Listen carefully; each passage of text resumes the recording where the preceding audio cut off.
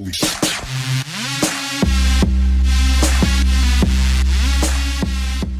is going on, guys? Ed Bandicoot 101 here, and today we are reviewing the Thrustmaster T100 racing wheel. Now, this racing wheel says on the specifications that it works with PS3 and PC. It also works with PS4. As you can see on the screen here, we are going to be playing some Drive Club with the racing wheel itself, and I hope you guys enjoy the video. So basically in the box, all you get is the racing wheel itself and the pedals. So you can see the racing wheel in the foreground here. Just get it in focus.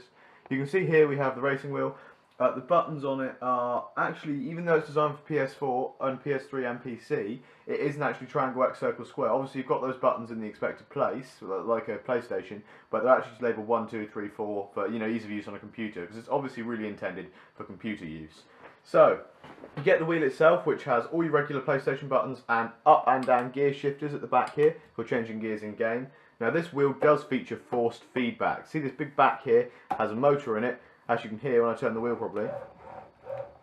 When I plug this in, that motor in it will actually give the wheel a lot of resistance while you're playing games. So when you're force feedback, basically when you go around a corner, the wheel will fight against you and pull the other way, and vice versa. When you get tapped by another car or go over different terrain, you'll feel it by the wheel turning itself.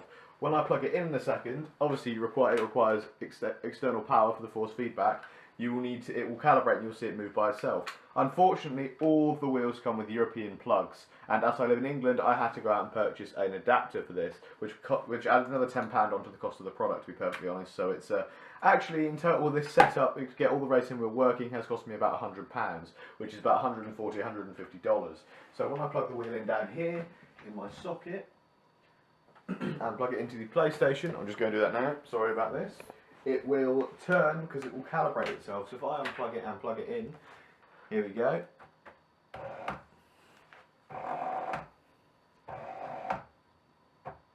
There we go. And then the wheel is calibrated and you're ready to race. Most games tend to calibrate the wheel by themselves anyway, but it's nice to have automatic calibration features in case games don't support it. I don't believe Dirt 3 supports it, so it has it built-in calibrates itself, which is nice. I haven't actually read the manual at all, so I don't know whether the light being static or flashing means what console you've got it plugged into, but it seems to differ depending on what it seems to stay static when I'm in PC or flashing when I'm on PS3 or PS4. So yeah, I don't know about that. But here we have the pedals themselves. Oh, I've not got a lot of space in here. I'm sorry about this. I'm filming in a room that's absolutely tiny. So here we have the pedals themselves. They obviously got your accelerator here and your brake. Brake's a lot tough to push down. Not going to do that with my hand. But as you can see, they're on a very, very sturdy plastic base. You may say, oh, it's plastic, it's cheap. Yes, I mean, it is plastic, but when you feel how solid this is, it is definitely premium plastic, and it really has some heft to it. These are fairly heavy. I'm quite a big guy, and holding these up isn't, you know, I can feel they've got a bit of weight to them, as does the wheel. They're both very sturdy construction, and has nice faux leather grips on it. It's very well made, considering the price point. It's exceptionally well made. It's made out of far better plastic than most things you see are, like the actual PlayStation, Xbox themselves. They're both a tad crappy when it comes to build quality, but the build quality on this is absolutely unbelievable.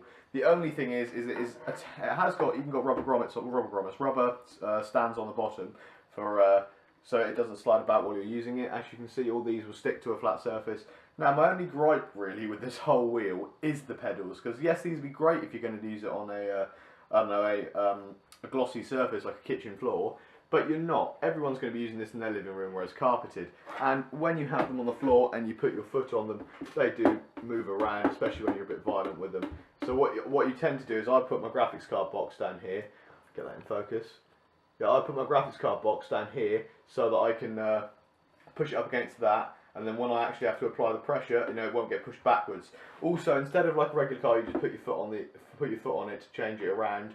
I've gotten used to having my feet like this, so when I accelerate, I use my brake foot to hold the back down.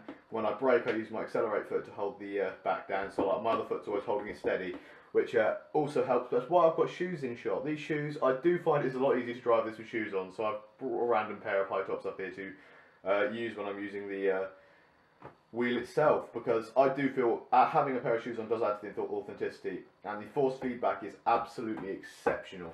Now I'm going to show you guys some gameplay with me, not all of the pedals. You're just going to see the TV and my steering wheel. I really can't bother to sync up the footage because that takes hours, so all we're going to do is play a bit of Drive Club, and it works just as well on PC as it does on PS4, Obviously, you don't even have to calibrate it. You download on PC, you just download the software, and boom, you're done. On PS4, it just plugs right in and it's done. You don't even have to download any drivers or anything, obviously, because it's all pre-installed. So all we're going to do is do some Drive Club racing, and I'll have it all in. Right, guys, we're just loading up Drive Club, and I have the wheel in place. It should all be in focus somewhat. There we go. So I have the wheel in place. It just clamps onto any flat surface with these really sturdy feeling plastic clamps that come underneath it. I really yanked it on. It will not move. You know, like you are going to pick the table up before you pick the wheel off it. So I've got my pedals lined up, the TV lined up, and I've got it all in first person perspective, so I'm ready to race. I've not got the sound on, so I want to talk about the wheel while I'm racing, but we'll just do a single event. I'm not sure which one we're going to do yet. Any random race will do. Let's go to Japan to show off the graphics. I mean, obviously the PS, it's much more fun playing Project Cars on PC because of the graphical fidelity, but you know, for a console, there is nothing wrong with Project Cars' graphics. It's pretty easy. This one looks pretty easy. It's pretty impressive. Obviously, you can change your settings. I'm probably going to roast the Lotus because I like the car to drive.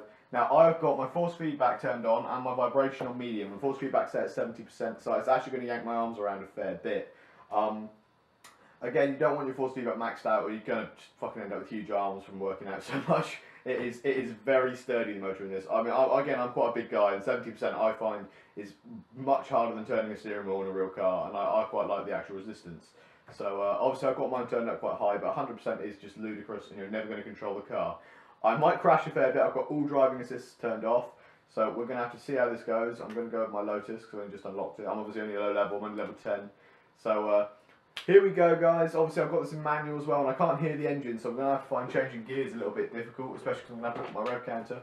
But here's some gameplay with the T100 force feedback racing wheel itself on PS4 on Drive Club. Would I recommend getting this now? I'm going to talk about the value for money. Normally, this is a retail price of £140, which is nearly $200. Actually, it's just over $200 if you're going to buy it in America. Everything's obviously slightly more expensive over here in England, but you know, what can you do about that? So obviously you can see I'm racing now, and I've got it in a cockpit perspective, so the wheel looks like it should be in the car kind of thing. I could do the TV being a bit closer really, but I'm not going to do that. I think my force feedback might be a little bit high still. That feels quite... Obviously you can see if I let go of the wheel, I'm trying my best not to... Whoa. Yeah, see, with all driving assists turned off, this car is very unforgiving, and the wheel really does yank it out of your hands. But you can see if I just hit the wheel, it centres itself out again because it's got that force feedback that lets the tyres in the game inform the wheel what way to spin the wheel kind of thing. You can turn wheel assist on, which is when you're skidding around corners, the force feedback will hint at your hands which way you should be spinning the wheel to maximise your cornering potential, so you don't, you know, completely spin out on corners, which I've turned off, so I'm probably going to spin out quite a few times in this video, especially while talking and driving in manual as well, which is a little bit of a challenge to be honest, but I will do my best. So obviously up and down gear shifters, you don't have to take your foot off the accelerator to change gear or anything, you just change gears accordingly with your rev switch in the corner of my screen. Most games work like this. It depends on what HUD you select on Project Cars, but you can have it so that it tells you how much pressure you're putting on each pedal, so you know whether you're braking hard or braking soft, or accelerating hard or gently accelerating. Obviously, depending on what car you've got, most cars you just put your foot down to accelerate, and then braking you kind of... you always just put your foot down to that as well, the last minute on corners. But again, it depends what settings you've got your game on. To drive one-handed actually requires a fair bit of upper body strength, even at 70% resistance. So again, force feedback doesn't feel completely like the real thing, if I'm entirely honest. But it feels a lot, and I mean so much better than using a racing wheel that doesn't have force feedback, that I could not go to one that doesn't have force feedback ever again, I don't think. I'm so used to having a wheel with force feedback now that I don't think I could go with one without. That was one of the best corners I think I've ever done in my life. So obviously I'd highly recommend getting one with force feedback. Now I haven't tried any wheels that are more premium than this. Obviously there's the T100, which is the nuts, the top of the line Thrustmaster. But again, you're looking at spending 500 quid on that. And I haven't tried it. I mean, it may be absolutely amazing and well worth the money. And the pedals won't skid around because they're metal and a lot heavier. But when you can have a setup like this for 100 quid, as long as you've got just a few bits of furniture or boxes and things you can prop stuff up against, you have a very, very convincing racing simulator that I find is absolutely amazing to drive around on. I mean, I drive obviously in real life. I've got a Nissan Almera, you know, shitty little car because I'm only 18, but you know, I'm used to driving around, and this is very, very close to the real thing. The only thing is, obviously, I haven't got a sequential gear shifter. I've only got the paddles on the back. But other than that, the gears are quite accurate. It's just unbelievable how, you know, how real it feels when you're sat there. I mean, I've never even tried a hydraulic one. I mean, I find this incredibly lifelike. So if you've got £100 to drop and you're a big fan of racing games, or even if you're just not a big fan of racing games, you want to get into them, this is the way to do it. Whoa, went down too many gears there. Whoa. You can hear the motor in it probably as I go around corners. If you're just slightly into racing games but you've got £100 burning a hole in your pocket or $150, find this cheap. On Amazon the price really fluctuates. I got it for 90, but I've seen it on there at 140, so it really depends what time you get it or where you get it from.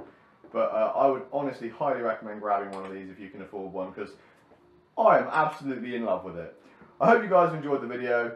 Remember to rate, comment, subscribe. Follow me on Twitter at Bandicoot101. Like my Facebook page at Bandicoot101. Links will be down in the description below. My name is Bandicoot101. I approve this message, and I will see you guys very soon with another gaming or tech video. Bandicoot101 out.